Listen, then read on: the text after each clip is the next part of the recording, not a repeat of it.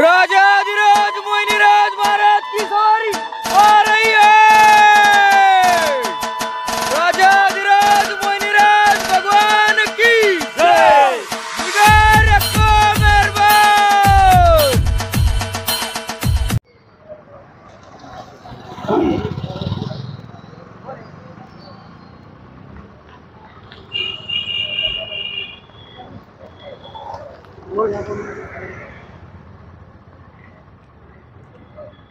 आपण नेवासा शहरामध्ये आल्यानंतर इकडनं नेवासा फाट्यातून हा श्रीरामपूर रोड आहे आणि या उजव्या साईडला जो आहे तो श्रीरामपूर येणारा रोड आहे आणि हा नाथबादा चौक आहे।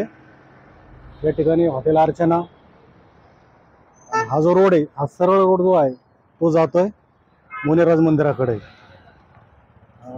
आता तुम्हाला पुढे मी 1 मिनिटाच्या हाकेच्या अंतरावर हे मंदिर आहे।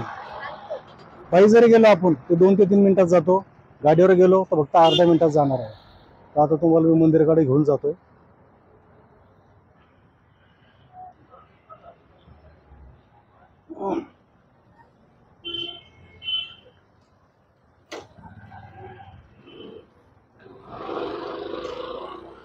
थांब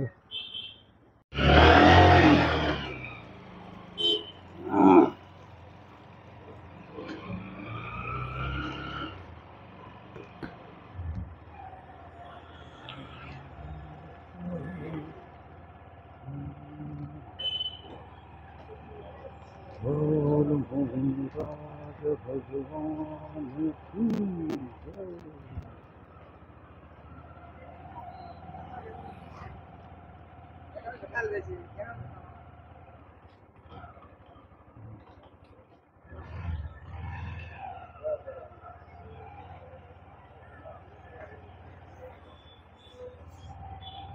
सर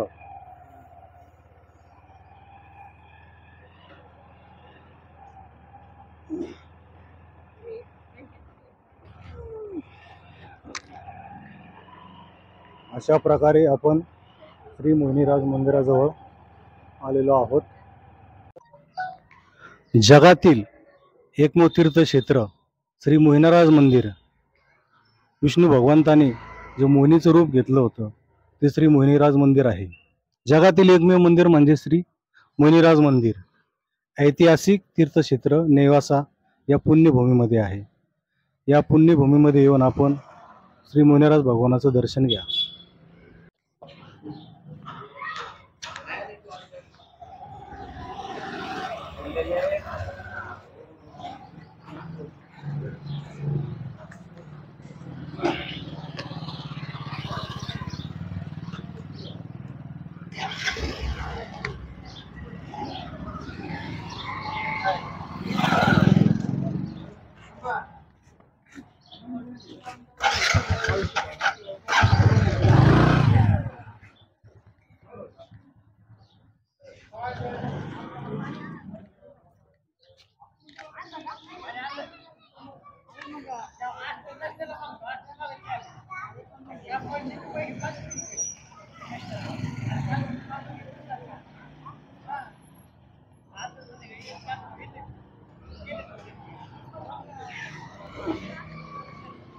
श्री राम जय, श्री मोहिनीराज भगवान की जय।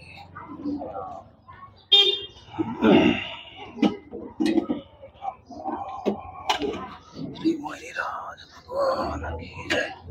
श्री मोहिनीराज भगवान की जय। श्री मोहिनीराज भगवान की जय।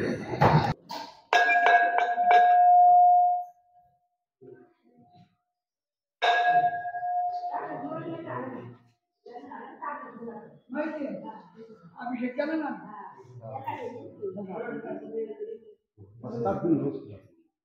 सगळं आपलं औषध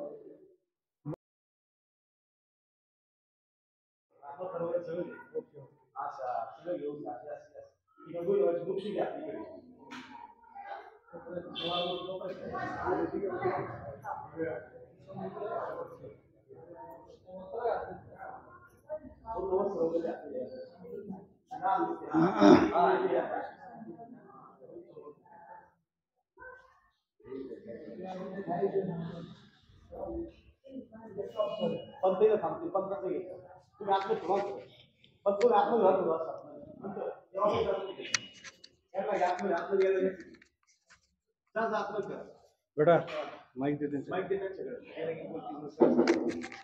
माईक घ्या.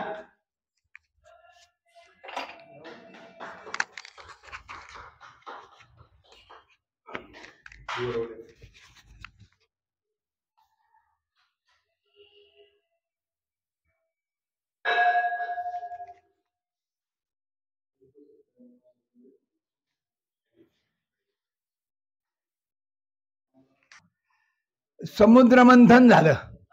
समुद्रमंथनात 14 रत्न बाहेर पडली आणि त्या 14 रत्नात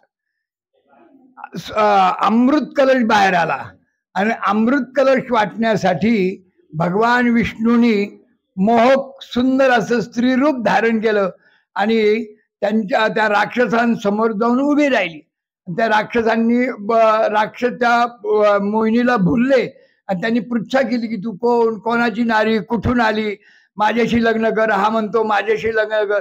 त्याच्यातही भांडण सुरू झाली. मग त्यांना सांगितलं की तुम्ही आणि देवाने एवढे कष्ट केले, तुम्ही दोघांना सारखा वाटते. मग भव्य दिव्य मंडप घातला आणि त्या भव्य दिव्य मंडपात दर्भाची आसनं दिली आणि दर्भाची आसनं दिल्यावर एकीकडनं राक्षस आणि एकीकडनं देव यांच्या पंक्ती बसवल्या आणि एकाच कलशातून मायावी रूपाने राक्षसांना मदिरा पाजली आणि त्याच कलशातून मायावी रूपाने देवांना अमृत पाजलं. तर राहू नावाचा दैत्य हे कपट लक्षात आलं, भगवान विष्णूचं कपट आहे म्हणून त्यांनी भगवान विष्णूचं एक कपट आहे म्हणून त्यांनी देवाचा वेश धारण केला आणि सूर्य चंद्र यांच्या मध्ये जाऊन बसला आणि सूर्य आणि चंद्र यांनी मोहिनीला खुलवलं की हा राहू आहे. त्याचा तात्काळ सुदर्शन चक्राने शिरच्छेद केला. हे मुंडकं आकाशात गेलं, धरणीवर काया पडली, घनघोर युद्ध झालं आणि देवांचा विजय झाला, दानवांचा पाडाव झाला. ही भागवती कथा आहे. आणि भगवान विष्णूंनी आपलं मोहक रूप टाकून चतुर्भुज झाले आणि गरुडावर आरूढ होऊन वैकुंठात गमन करते झाले. तर आता आमच्या नगर जिल्ह्याला एक कथा आहे. हे शिर आहे एका परिसरात जाऊन पडलं म्हणून त्या परिसराला राहुरी नाव पडलं. ही काय आहे, संभाजीनगरला जाताना कायगाव लागतं, तिथं जाऊन पडली ती म्हणून त्या परिसराला कायगाव नाव पडलं. आणि 2 थेंब जे पडले ना, अकोले तालुका आहे, अकोले तालुक्यात महिषासूर नावाचा एक डोंगर आहे, तिथं जाऊन ते पडलं आणि त्याच्यात कालांतराने पाण्यात रूपांतर झालं आणि तिथून नदी वाहते, तिलाच प्रवरा अमृत म्हणतात. ती अकोले संगमनेर असं करत करत राहुरीला येते.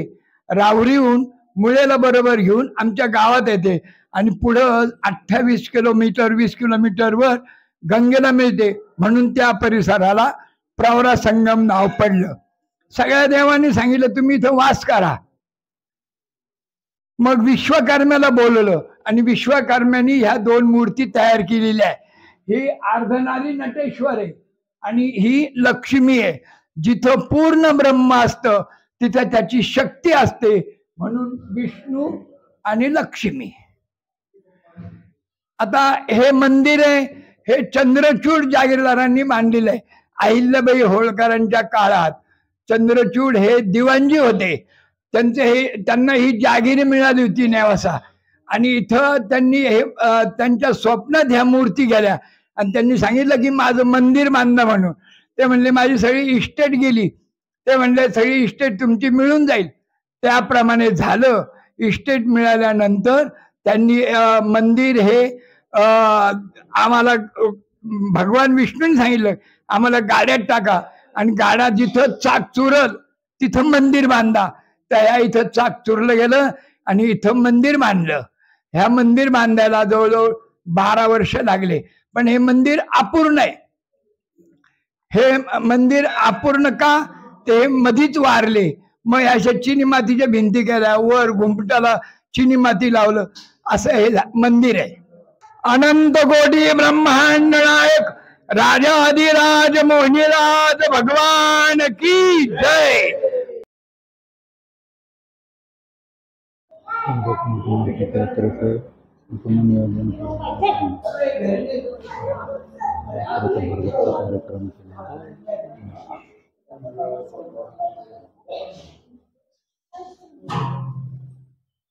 वरच द्यायला सगळं काय साठी द्यायला वर काय साठी द्यायला पूर्ण घे पूर्ण जायचं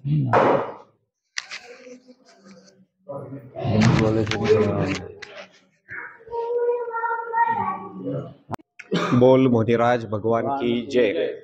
श्री क्षेत्र नेवासा नगरीमध्ये आपल्या चॅनलच्या सर्व प्रेक्षकांचं मनपूर्वक स्वागत करतो. नेवासा क्षेत्र हे अतिशय प्राचीन नामांकित क्षेत्र आहे. या क्षेत्राचा क्षेत्र महिमा मंदिराचे पुजारी आमचे विष्णू काका यांनी आत्ताच आपल्याला सांगितलेलं आहे. आणि दरवर्षी इथे मोठ्या स्वरूपामध्ये यात्रा भरते. यात्रेची जवळपास ज्ञात असलेली 150 वर्षांची परंपरा आहे. यात्रेमध्ये गोकर्ण आख्यानापासून भागवत कथा, त्याच्यानंतर भळंद्यानंतर कीर्तन महोत्सव, बैलगाडा शर्यत, कुस्ती असे विविध कार्यक्रम, जेणेकरून सर्व भाविकांच्या मनामध्ये भक्तिभाव जागृत व्हावा. आणि विशेष म्हणजे 5 दिवस चालणाऱ्या पंक्ती, इथे पंक्तीचं महत्त्व जे आहे हे जास्त महत्त्व आहे. अतिशय भाविक श्रद्धेनं इथे पंक्तींचं अन्नदान करत असतात. याही वर्षी मोहिनीराज देवस्थान संस्थानची पंच कमिटी तसेच ग्रामस्थांची यात्रा समिती या सर्वांनी मिळून यात्रेच्या भरगच्च कार्यक्रमांचं नियोजन केलेलं आहे. तरी पूर्वी या शहराला निधी निवास म्हणून संबोधलं जायचं. ते का? की धनाचा राजा कुबेर यांनी देखील विष्णू भगवंताला ज्यावेळेस दानवांचा त्रास होत होता त्यावेळेस ते त्यांचे पूर्ण धन घेऊन या नेवासा शहरामध्ये आले. व आज देखील या नेवाशामध्ये सोन्याची नगरी देखील याला संबोधलं जात आहे. असा या शहराचा इतिहास आहे. संत ज्ञानेश्वर माऊली यांची सर्व भावंड यांनी देखील मोठा इतिहास या शहरामध्ये येऊन रचलेला आहे. संत ज्ञानेश्वरीची जन्मभूमी ज्या दगडाला पाठ लावून श्री संत ज्ञानेश्वर महाराजांनी ज्ञानेश्वरी लिहिली ते पैसखांब आजही स्वयंभू नेवासा शहरामध्ये आहे.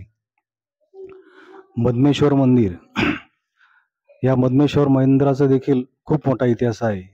इथं प्रभू रामचंद्रांनी देखील दशरथ राजाचं पिंडदान केलेलं आहे.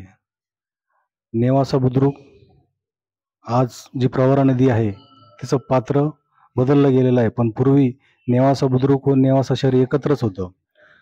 त्या ठिकाणी देखील पार्वतीचा अवतार श्री म्हाळसादेवी यांचं जन्म ठिकाण आहे व तिथं म्हाळसादेवीचं मंदिर आहे. श्री खंडेरायाची ती सासरवडी आहे. असा एक ऐतिहासिक वारसा लाभलेला असं हे देवांचं गाव आहे. या ऐतिहासिक नेवासा शहराला, या देवांच्या गावाला आपण महाराष्ट्रातील, या देशातील सर्व भक्तांनी येऊन एकदा अवश्य भेट द्या. इथलचा जो इतिहास आहे, इथलचे जे स्वयंभू जागरूक देवस्थान आहे, याचं तुम्ही दर्शन घ्या. हा इतिहास असा आहे तुम्हाला ते पुस्तकात पाहायला भेटणार नाही, वाचायला भेटणार नाही. परंतु आमचा उद्देश एकच आहे की छोट्यात छोटी माहिती या नेवासा शहराचा इतिहास काय आहे व नेवासा शहराला सोन्याची नगरी का म्हणली जाते, देवांचं गाव का म्हणलं जात आहे. स्वयंभू जगातील असं एकमेव असं शहर आहे तिथं सर्व देवतांचा सहभाग लागलेला आहे. खंडेराया महादेवांचा अवतार आहे, त्यांची देखील सासुरवाडी आहे.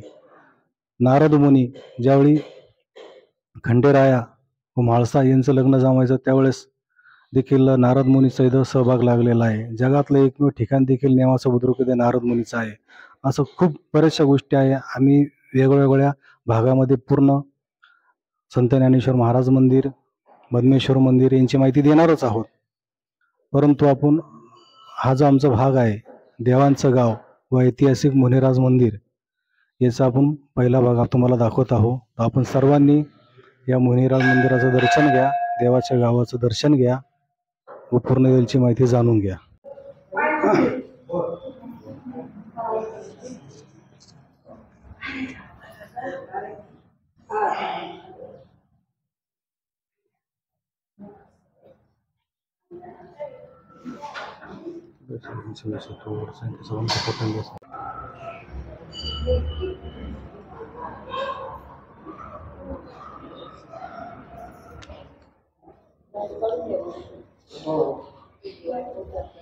श्री मुनिराज भगवान की जय.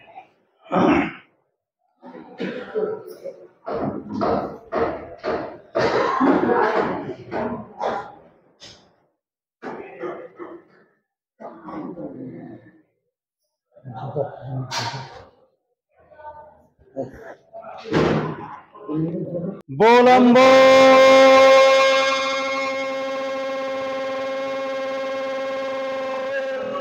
मुनिराज भगवान की जय. बोल मुराज की जय. बोल मुराज की जय. बोल मुराज की जय. बोल मुराज की जय.